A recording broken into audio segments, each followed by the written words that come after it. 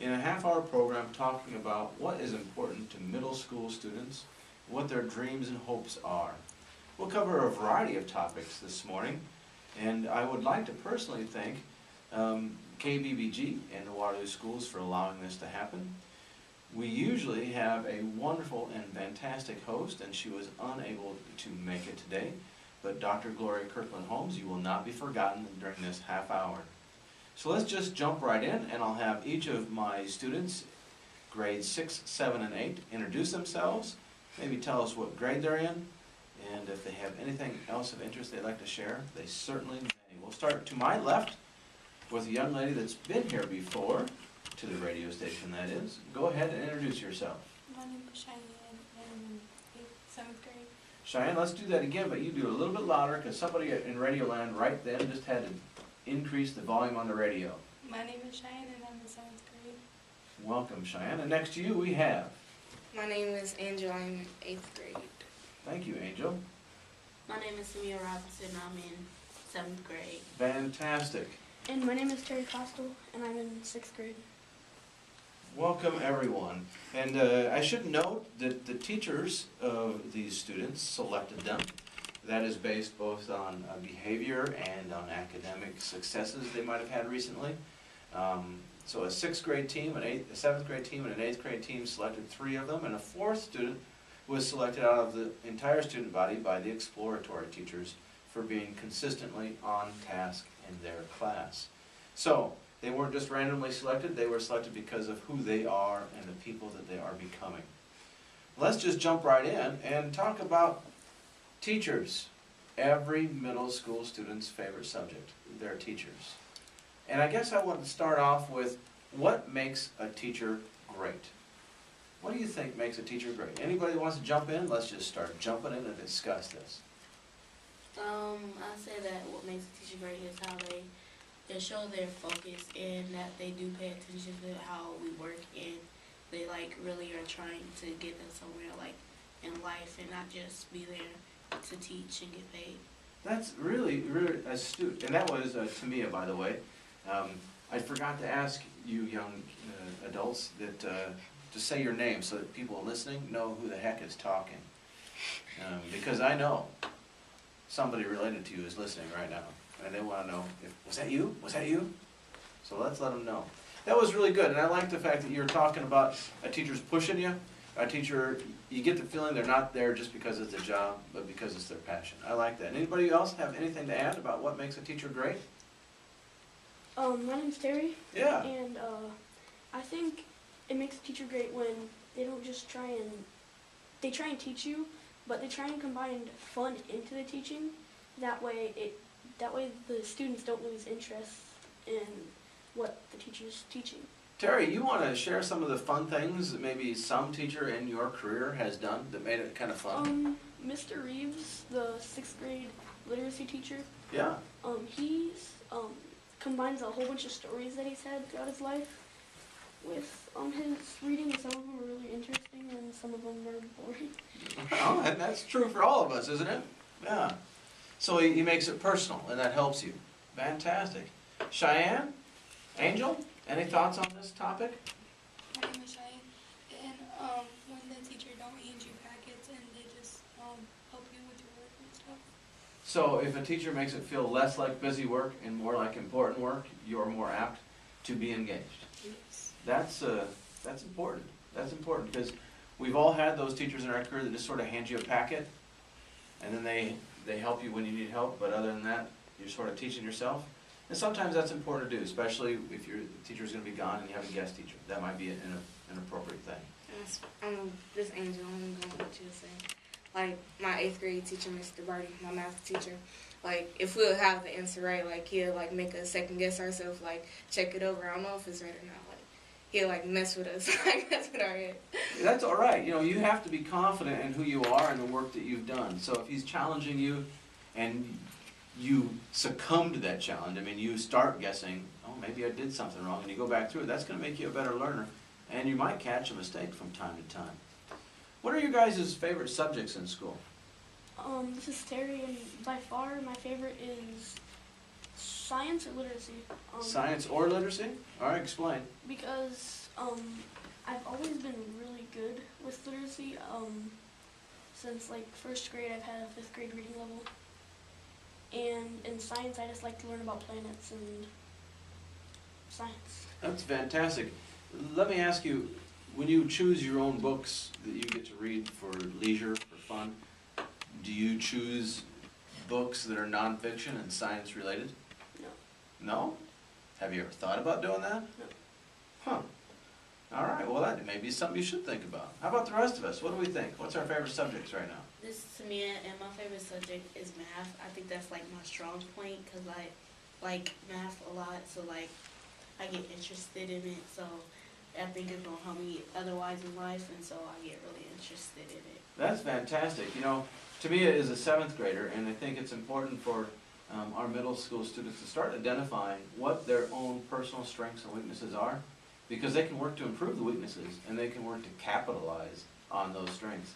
And having a strength in math, boy, that'll take you a long way. How about the rest of us? Angel, what's your thinking? This is Angel, and mine is literacy. What's some of your favorite things to read about? I like nonfiction stuff. Really? I never enjoyed nonfiction as much as I should. Well, right now we're doing a project. It's about, like, we get to pick what it is, and I have 2 other people in my group, and it's about is violence necessary, and we trying to like have a assembly. That's really cool. Is violence necessary? And is there an answer to that question? I think it isn't. It There's isn't? no point. So, if you've been paying attention to national news lately, if you've turned on the TV at all, Yeah, like the past months have been a lot of deaths. right? I mean, we have even a recent issue in Pakistan with a school. Yeah, I've seen that. How do we change this? Do you have any thoughts on that? No, this is Terry. Go ahead, jump in. I don't think you really can't change it because people are gonna be the way they want to, even though it's not gonna be the right choice. That's an interesting point of view, and you know what? You might be right. What do you think, Tamia? I think that it's gonna be different type because some people are their way and then other people are there. So you really can't decide. You can't do nothing about it because some people have their way and might say, I'm going to fight if somebody touch me. I'm going to do this. Some people might be like, we could just talk about it, but other people are different ways, so you really don't know. I'm kind of getting sad listening to you guys. Is there anybody here that thinks we can make a difference? That we can change our violent tendencies, or at least what the news is depicting are our violent tendencies? Yeah. Angel, you have a thought on that? You started this. Yeah, like I was like either way though, like at the end, like if they arguing and fighting, or if they don't, it's still gonna be negativity in the situation. So I don't understand why people shoot and kill. If like if it let out more anger, or I don't know what it do, 'cause I ain't trying to kill nobody. Right. But like at the end, like why would you take somebody's life if like it's still gonna be that negativity between you and the person? Like it's no point. I think you brought up a really interesting idea. That anytime there's conflict, there's going to be negativity, isn't there? Yeah. So we have to learn how to channel that into productive ways. Just out of curiosity, Cheyenne, you've been really quiet, so I want you to jump in when you want to, but what do you guys do personally when you're angry or upset with somebody and you don't feel like you can go talk to them, or maybe an adult at home or even at school, you just didn't have time to talk to them, to have them help you? What do you do personally so you don't carry that frustration with you all day or all night? Do you have anything you do? Mrs. Angel, I stay quiet. I don't like to talk to nobody. And I can say as a 7th grade principal that is true. If there's anyone in the 8th grade lunch that hardly says a word during 30 minutes of free lunch, it's Angel. She sits very quiet the whole 30 minutes. It's kind of amazing. So, but how about the rest of us? How do we handle that frustration that builds? Any ideas? What do you do?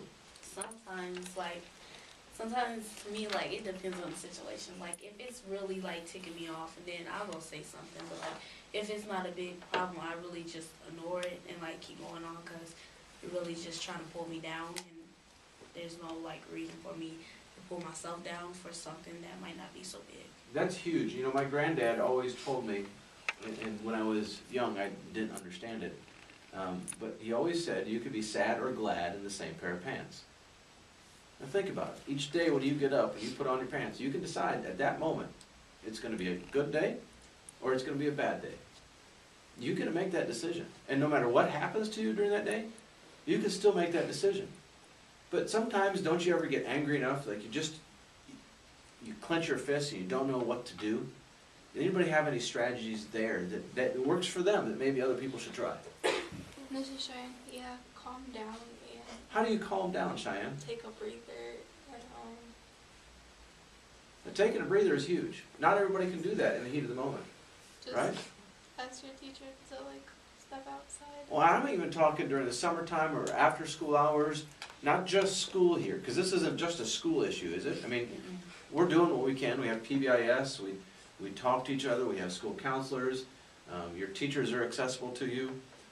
But sometimes, you know, students and even teachers bring things that happen to them in their personal life to school, and then they don't know how to process it, they don't know what to do. Does anybody have any tricks they do personally? This is Terry, and I do, like if I get really irritated in class by someone, or sometimes even the teacher, I just take a safe seat and try and go calm down. And that's kind of the purpose of a safe seat, isn't it? Just to give yourself a 3 to 5 minute chance to catch your breath. Anybody exercise? I use a lot of exercise, or my bicycle, as weird as that is. I get on it and I just pedal, and I try to burn off that anger. That helps me. Does anybody have anything like that they do? I like the moments when I like clench my fist, I like tell the person that they should like get away from me because I'm really angry. Tamia, can I pick on you for just a moment? Yeah. Does that always work? No. No. And why do you think it doesn't always work? Because sometimes it might just backfire on you, and they might say, and if I don't, or if I They'll do, challenge you, they'll step yeah. up. Right, and sometimes it's our tone. When we get angry, do we have a tone? Yeah. I know I do. Yeah. And Angel, that wasn't that funny, you didn't need to laugh. But I know I do, and so, Your voice change. right, and some people, that tone can set them off even further. So I think one thing we need to do, and it starts with each of us, and then our friends, and then our families, and just hopefully it grows, is to be aware of not only what we're saying, but how we're saying it, and even how we're posturing our bodies. Are we leaning into them, or are we leaning back? Are we staring them down, or looking around?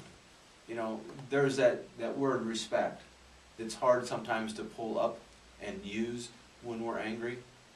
But if we could help each other with that, and politely call each other out on that, it could go a long way. At least I think it can. Because I refuse to give up. I refuse to say we can't do anything.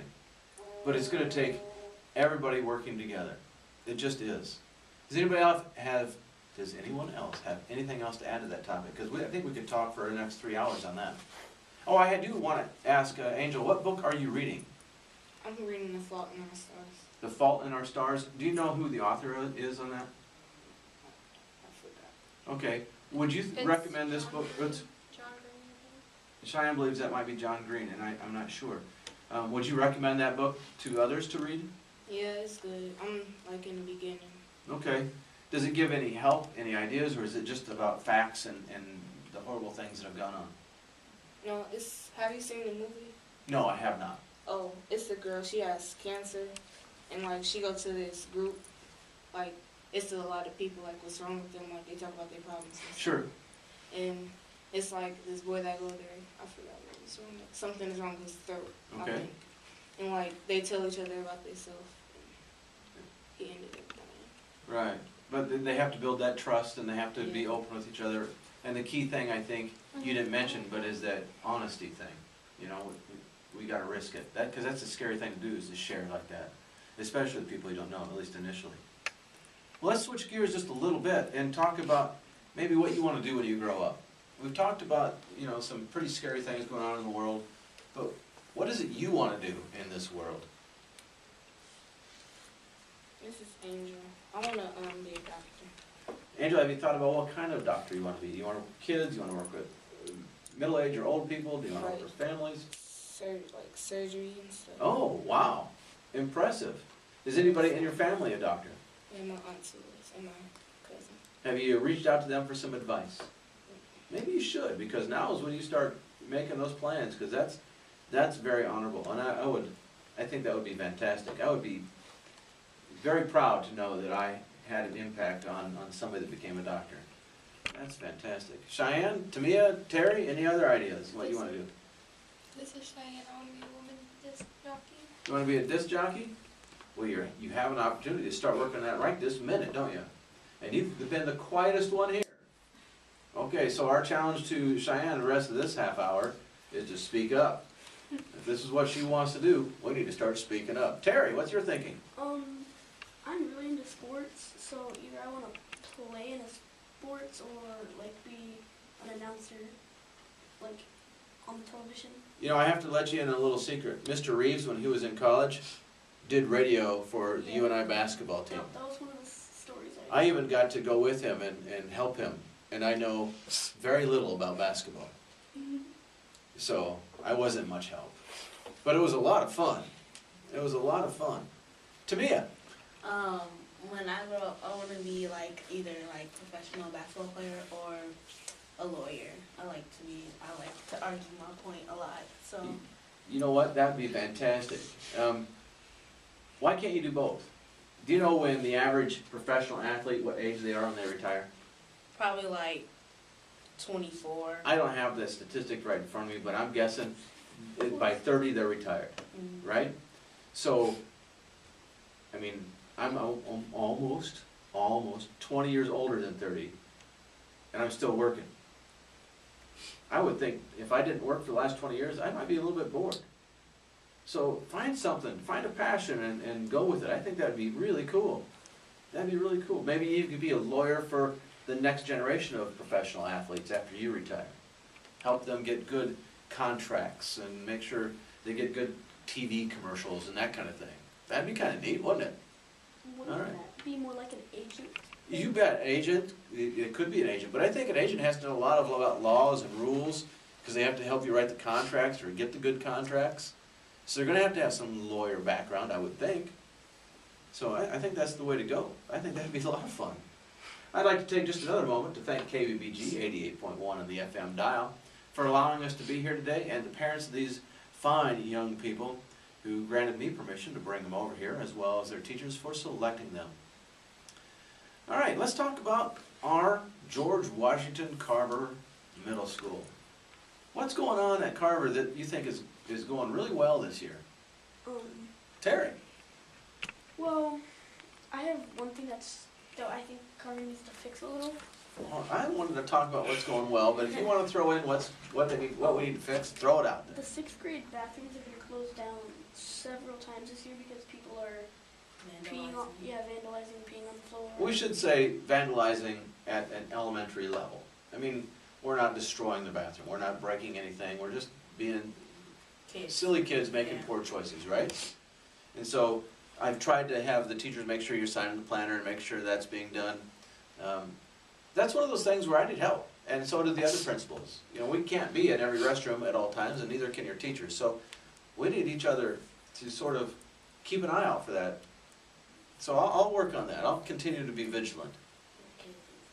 What about other thoughts about what's going well at Carver, or, since Terry brought it up, something you might want to change or fix?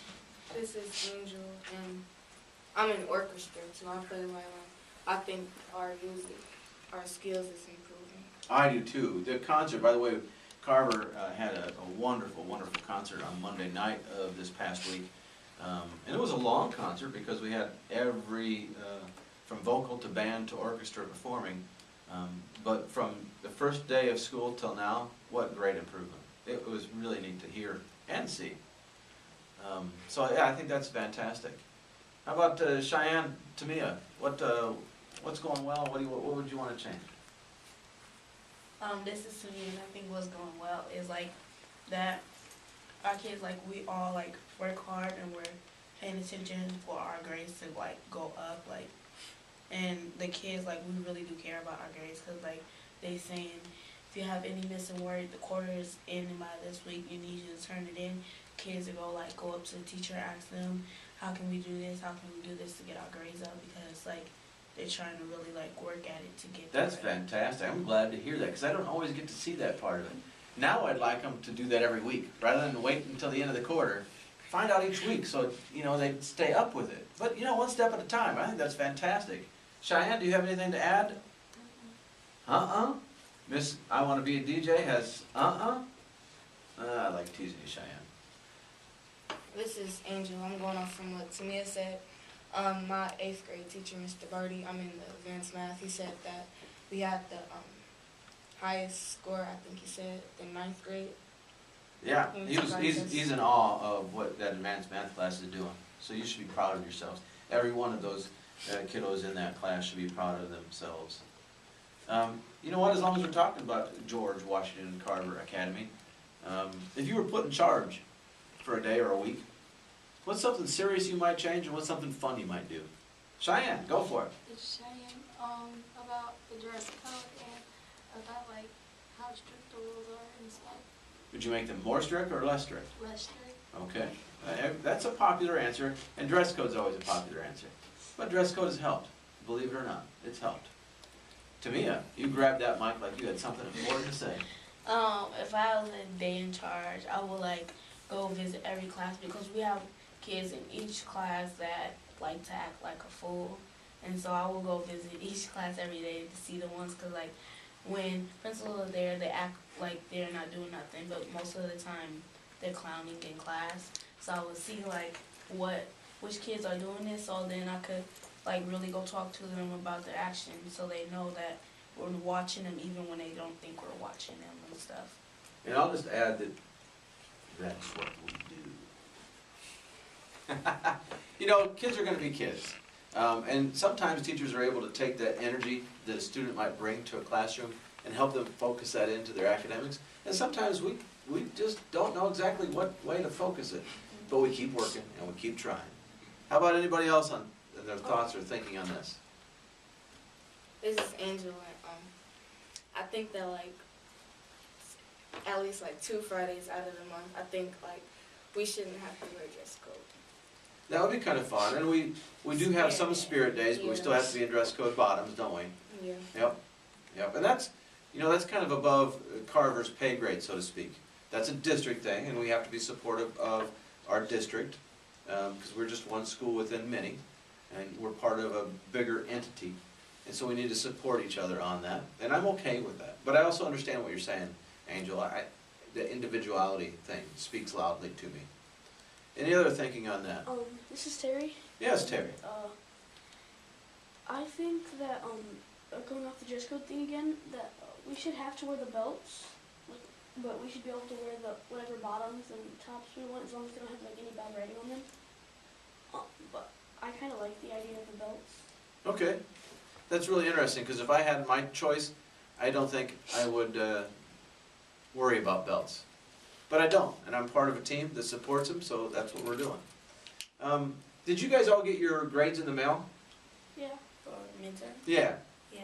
All right, fantastic. Did you see in that packet, if you were allowed to look in it, I don't know if you were allowed to look, that I included a flyer on how to download the Carver app for your smartphone?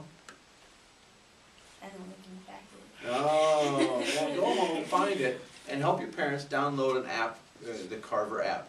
It's George Washington Carver Academy, so GWCA.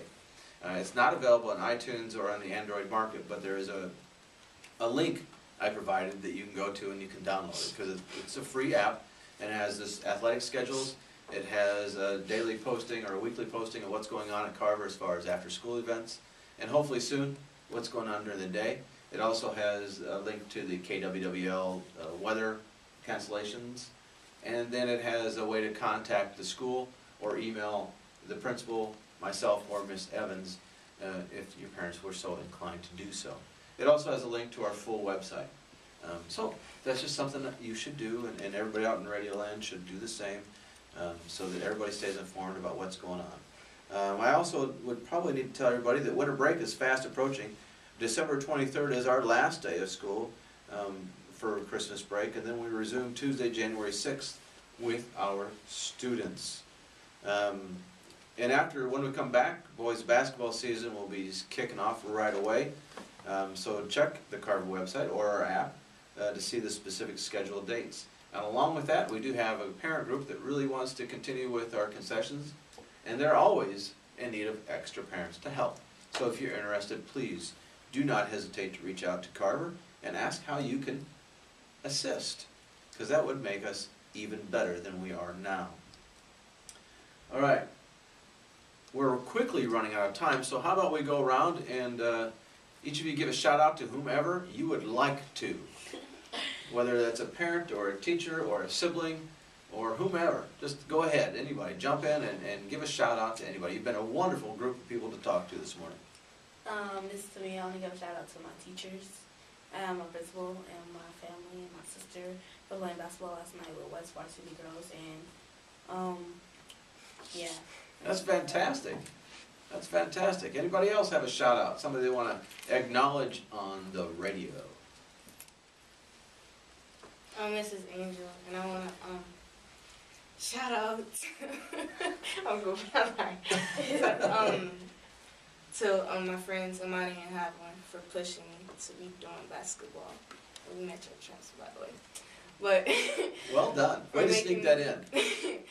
Making me, like, pushing me to do better things, and Corey for making me come to Impact practice. And I want to say good job for trying to keep up with the score, East High Girls, Junior, and Varsity. Yeah. Excellent. Excellent. Cheyenne. I want to give a shout out to my friend Madison, who was trying to push me doing volleyball at Central. I want to give a shout out to my dad and my brother. Excellent. How is your brother, by the way? Good. Excellent. Terry. I really don't have a shout out to give to anybody. Oh, you want to say hi to your mom, your dad, or anybody? Wow. How sad is that? I'm just kidding. I'm just kidding. Well done. Ladies and gentlemen, again, this was a wonderful, quick half hour. I hope everybody listening enjoyed our thought-provoking discussions that we had today. I know that I did. Once again, thank you to Waterloo Community Schools for allowing us to do this. Thank you to KBBG for always finding me and reaching out and saying, hey, how can we get your kids involved in our programming? I enjoy coming here, and thank you to Dr. Gloria Kirkland Holmes for allowing me to explore kind of a hidden passion of mine, talking on the radio. Everybody have a great afternoon and the rest of the day.